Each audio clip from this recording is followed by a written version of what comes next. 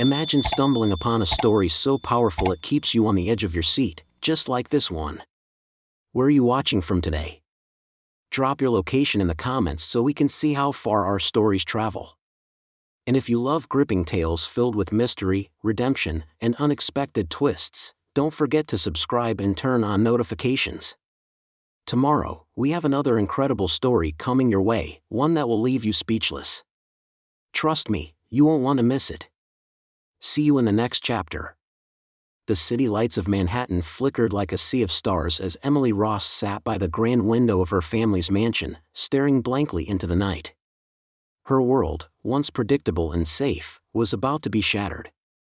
She had just learned the most absurd, horrifying news of her life. Her stepmother, Margaret, had arranged for her to marry a homeless man.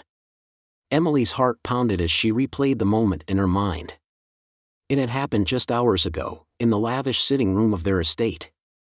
Margaret, a woman with sharp features and an even sharper tongue, had stood before her with a cold smile, delivering the news as if it were a simple business deal. "You care so much about the less fortunate, don't you, dear?" Margaret had said, her voice dripping with mockery. "Then you won't mind proving it by marrying one." Emily had gasped, her hands trembling as she clutched the edge of her chair. "What? That's insane. You can't be serious." Margaret's smile only widened. "Oh, but I am. You see, your father and I have decided it's time for you to learn a valuable lesson. You seem to think charity is all about handing out money and feeling good about yourself. But let's see how you feel when you're living with someone from the streets." Emily had stood abruptly, shaking her head in disbelief. "You can't force me to do this. It's illegal, it's cruel. What do you gain from this, Margaret?" The older woman's eyes gleamed with something sinister. "I gain control, my dear. You've been acting out for far too long, donating money without permission, spending time in places you don't belong. It's embarrassing. And worse, it's reckless. This marriage will put an end to that." Emily's stomach twisted in knots. She knew Margaret never truly accepted her as part of the family. Ever since her mother passed away, her stepmother had made sure to remind her that she was nothing more than an inconvenience. But this was beyond cruel. "Who is he?" Emily finally asked, her voice barely above a whisper. Margaret's grin was almost victorious. "His name is Jake. He's been living on the streets for years, but don't worry, I'll make sure he looks presentable for the wedding." Emily felt the room spin. How could her father allow this? She turned toward the study, where he often retreated in moments of stress. "Does my father know about this?" Margaret's expression hardened. "Your father is a weak man, Emily. He knows, but he won't stop it." Tears welled in Emily's eyes, but she refused to let them fall. She wouldn't give Margaret the satisfaction. "You'll regret this," she whispered, more to herself than to Margaret. Margaret simply chuckled. "We'll see about that. The wedding is in 1 week." Emily clenched her fists, her mind racing. 1 week. 7 days to figure out a way to escape this nightmare. Jake sat on the cold, hard bench just outside the Ross mansion, his fingers gripping the edges of his worn-out jacket. The past 24 hours had been surreal. One moment, he was surviving on the streets, ignored by the world. The next, he was being offered a life of wealth and privilege, at a cost. A marriage. To Emily Ross. He had no idea why a woman from a family like hers would be forced into something like this. But when Margaret approached him that evening, offering him money beyond anything he had ever imagined, he knew there had to be more to the story. Margaret's voice had been smooth, persuasive. "Think of this as an opportunity, Jake. You'll have everything: money, a home, security. All you have to do is play the role of a husband. It's simple." But it didn't feel simple. Nothing about this felt right. As he sat there, staring at the mansion's towering facade, a strange feeling settled in his chest. He didn't belong here. And yet, something about this place felt eerily familiar. That's when he heard a voice. "Excuse me, young man." Jake turned, startled, as an elderly man with piercing blue eyes approached him. The man's cane tapped lightly against the pavement as he studied Jake's face with an intensity that made him uneasy. I'm not asking for anything, sir, Jake said quickly, assuming the man was about to chase him away. But the old man didn't look disgusted or annoyed. He looked shocked. My God, the man whispered. It's you. Jake frowned. I'm sorry, what? The man stepped closer, lowering his voice. You may not remember me, but I knew your father. William Carter. Jake stiffened. That name, it stirred something deep inside him, like a memory just out of reach. He started, but the man interrupted. You were just a child when you disappeared. The whole city searched for you. Your father's death was ruled an accident, but those of us who knew the truth, we always suspected foul play. Jake's heartbeat thundered in his ears. What are you saying? The old man inhaled sharply. I'm saying your real name is Benjamin Carter. You are the only son of William Carter, heir to the Carter fortune. Jake's world tilted. He shook his head. No. That's not possible. I've been on my own for as long as I can remember. The old man nodded solemnly. Because someone wanted you gone. The pieces started clicking together. Margaret. The way she had approached him. The strange sense of familiarity he felt in this world of wealth. She knew. She knew exactly who he was. And she had tried to bury him. Jake's hands clenched into fists. This wasn't just about an arranged marriage anymore. This was about the truth, and he was going to uncover it. Jake stood at the altar, his heart pounding like a war drum. The grand church was packed with high society guests, all waiting to witness what they thought would be a scandalous marriage between a wealthy socialite and a beggar. He could hear the whispers, the judgment, the disbelief in their voices. What a disgrace! A Ross marrying a homeless man? This must be some kind of punishment. But Jake knew the truth. And so did Margaret. Emily walked down the aisle, her eyes filled with a mix of fear and determination. She had no idea what he had learned, no idea that the man standing before her wasn't just Jake, the homeless stranger she was being forced to marry. He was Benjamin Carter, the rightful heir to a fortune Margaret had stolen. As she reached the altar, their eyes met. For a brief moment, Jake saw something in her expression, trust. She had no idea what was coming, but she trusted him. And that was all he needed. The officiant cleared his throat and began the ceremony, his voice echoing through the church. But Jake barely heard him. His mind was racing, his muscles tense. Then came the moment. If anyone has any reason why these two should not be joined in marriage, speak now or forever hold your peace. Silence. Heavy. Suffocating. And then, Margaret stood up. I have something to say, she announced, her voice cutting through the quiet like a blade. A ripple of shock spread through the guests. Emily's face paled. Jake turned toward Margaret, already knowing she had a plan. But so did he. Margaret took a slow, deliberate step forward, her expression one of cold amusement. I think it's time we all acknowledge the truth. She turned toward the guests, feigning disappointment. My dear stepdaughter has insisted on marrying this man, despite the shame it brings to our family. But perhaps she needs to learn the hard way that some people are beyond saving. Gasps. Murmurs.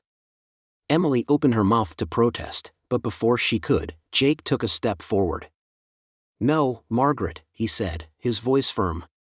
The truth that needs to be acknowledged is yours. Margaret froze. Jake turned toward the congregation, his heart hammering. I am not just some beggar from the streets. My real name is Benjamin Carter. I am the son of William Carter, the man Margaret married before she wed Emily's father. A stunned silence fell over the church. Emily's eyes widened. Jake continued, his voice growing stronger. Margaret didn't just marry into my family. She stole from it. When my father died under suspicious circumstances, she made sure I disappeared, erasing me, so she could take everything. Margaret's composure cracked. That's ridiculous, she snapped, but her voice wavered. Jake turned toward an elderly man in the crowd, the one who had told him the truth. This man knew my father. He identified me. And I have the DNA test results to prove it. More gasps. People turned to Margaret, eyes narrowing, whispers turning into accusations. Emily looked at Jake, realization dawning in her eyes. You're the missing Carter heir. Jake nodded. And Margaret has been lying for years. At that moment, the heavy church doors swung open. Several uniformed officers strode in, their presence sending a shockwave through the guests. One officer stepped forward. Margaret Ross, you are under investigation for fraud, conspiracy, and potential involvement in the death of William Carter. Margaret stumbled back. This is a mistake. But the world around her had already changed. Emily, eyes filled with both shock and admiration, turned to Jake. What now? Jake exhaled, the weight of years of deception finally lifting. Now, she faces the consequences. The weight of the past hung in the air like a storm waiting to break. The church had been in chaos just moments ago, whispers and gasps filling the room as the truth unraveled before everyone's eyes. Margaret had been escorted out by the authorities, her protests drowned out by the sheer force of the evidence against her. Jake, no, Benjamin Carter, stood frozen at the altar, watching as the doors slammed shut behind her. The woman who had stolen his life, his name, his legacy, was finally facing justice. But now, in the silence that followed, he turned toward Emily. She was still standing there in her wedding dress, her hands trembling at her sides.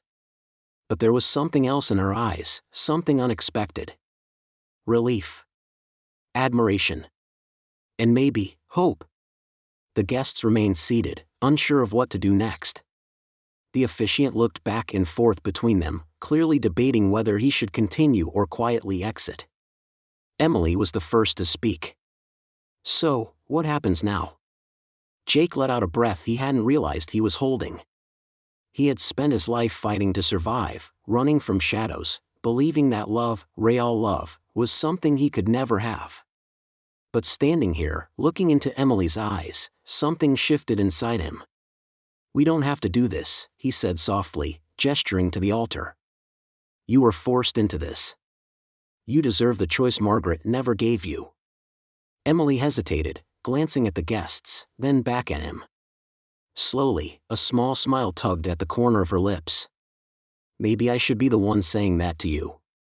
You were thrown into this mess just like I was. Jake chuckled, the tension in his chest easing slightly. Yeah, but I think I got the better end of the deal. Her cheeks flushed slightly, but she didn't look away. Do you want to leave? She asked. Get out of here? Jake studied her for a moment, taking in the way she stood, still strong, still determined, despite everything. She wasn't the kind of person to back down from a challenge. And neither was he. He shook his head. No, he said firmly. I don't want to leave. I want to stay. I want to start over, but on our own terms. Emily's eyes searched his, as if trying to decide whether to believe him. Then, after a long pause, she took a deep breath and turned toward the officiant. Can we start again? She asked, surprising everyone. A murmur spread through the church, but Jake didn't hear it. His heart pounded as Emily reached for his hand, her fingers lacing through his. A real choice. A real beginning. The officiant, stunned but clearly moved, cleared his throat. Well, in that case, let's begin. And this time, when Jake looked into Emily's eyes, he knew. This was real. The echoes of the wedding still lingered in Jake's mind. Not because of the ceremony itself, but because of what it had symbolized, a new beginning. This time, there were no manipulations, no schemes, no force. He and Emily had chosen each other. And now, they had to decide what to do with the life ahead of them. They could have easily stepped into the world of luxury, accepted their fortune, and lived out their days in comfort. But that wasn't who they were. Emily had always believed in helping those in need, and Jake, after everything he had been through, knew firsthand what it meant to be forgotten by the world. So, instead of turning away from his past, he faced it.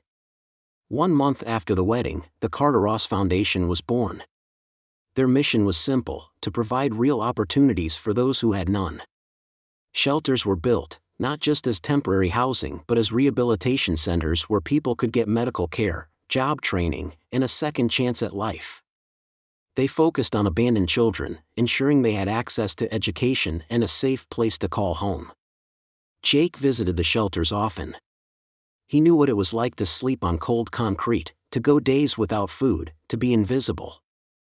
Now, when he walked through the halls of the centers they had built, people saw him not as a billionaire, but as someone who understood. One evening, as he watched a group of children playing outside one of the shelters, Emily joined him, slipping her hand into his. "You know," she said, watching the kids with a soft smile, "I think this might be what we were meant to do." Jake nodded, his grip tightening around hers.